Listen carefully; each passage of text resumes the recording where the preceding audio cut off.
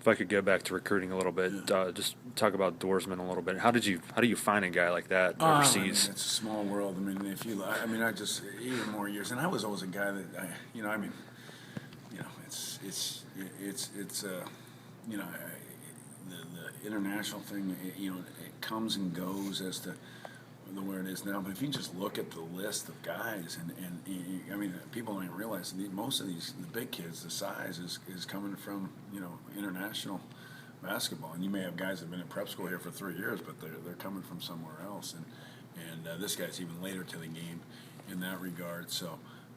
It's a small world. We know you'd be amazed at how many big guys. But I think now with the leagues overseas,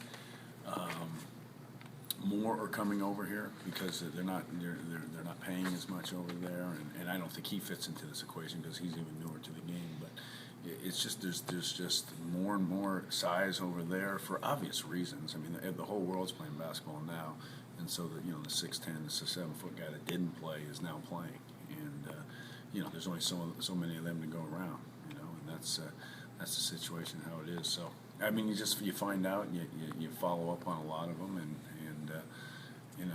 we'll see how he develops. But he's a hard worker. He's a very good student.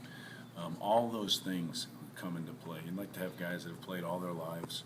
You'd rather have those guys, but I think given the situation and the reality is, with big guys, you're going to have, at our level, in our league, you're only going to have a big guy is only going to have really one good year for you, whether it be a senior year or freshman year. If any guy has a production, that's the reality of the game, and so he's a guy that I think will develop because he's such a good kid, such a hard worker, and he has the tools from what I've seen physically.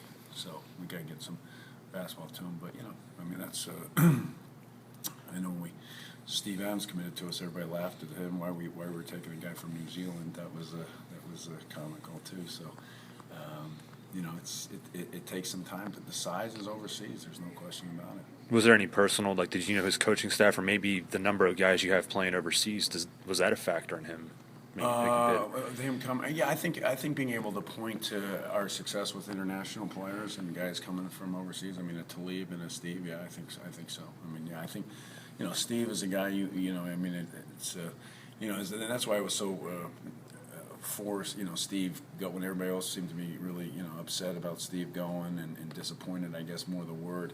I think down the road for us, it's for a guy that we can tell people that a guy who was here for 1 year, got better as the year went on, and then ended up going to the perfect situation in the NBA.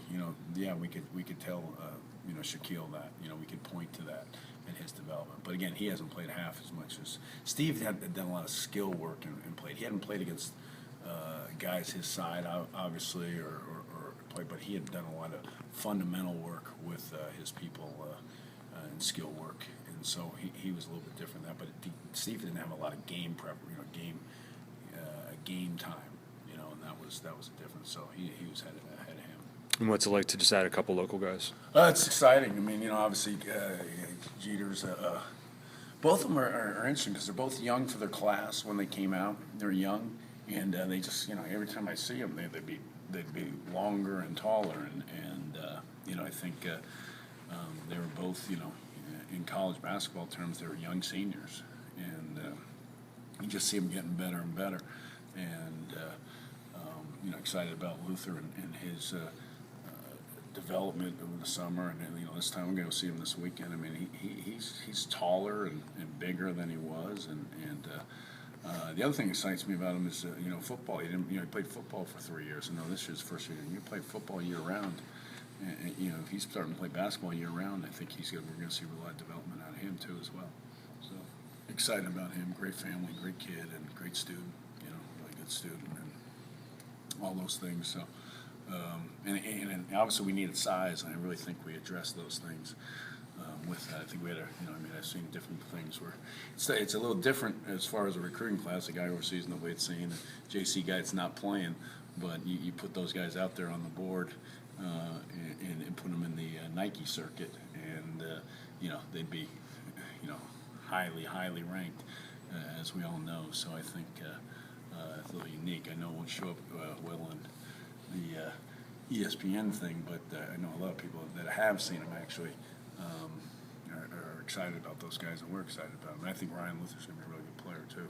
How does the pretty 6'8", 6'9" combination forwards who can play the 3 or the 4, how's that reflective of the changing of college basketball or your entry into the ACC? I mean, is it more one or the other? I don't think it. I think it's just you get the best players you can get, and it's not often that we've had generally kids want to stay close to home, and we've found 2 kids that a lot of people thought were really good players, and got recruited by a lot of schools that wanted to stay close to home, and they were good students at the same time, and high character kids. I mean, all that stuff goes into it, but. We believe if there's a really good player and a good student and a good kid, we have to keep him and keep them close. And given all the situations, and obviously we don't have as many as most places, but these are 2 that we had to get in my mind, and we did. Especially guys with size too. I mean, come on, there's just not many of them as we know. So we obviously got the guys and. And it took us a while to figure it out too on both of them because they both developed late. And that's the thing too. I mean, you see these rankings, early signings, and I always concern myself about getting guys too early, and because they develop so much. Like I was saying earlier, I mean, guys change so much. I mean, if they did the rankings after their senior year, what would it look like? A completely different thing. It's completely different from sophomore to junior year. Why wouldn't it be the same after their senior year? So I just think that's always the case. I mean, Mike Young had a great senior year, and that's why he's able to play on a really good team as a freshman. I was really excited about him. And Josh had a great senior year. I mean, he outplayed guys that were, ranked higher than him, and we saw him play, and I saw him play, and he had a great, senior year. So, those are the guys that, you want guys on the up, not on the down, and you do run into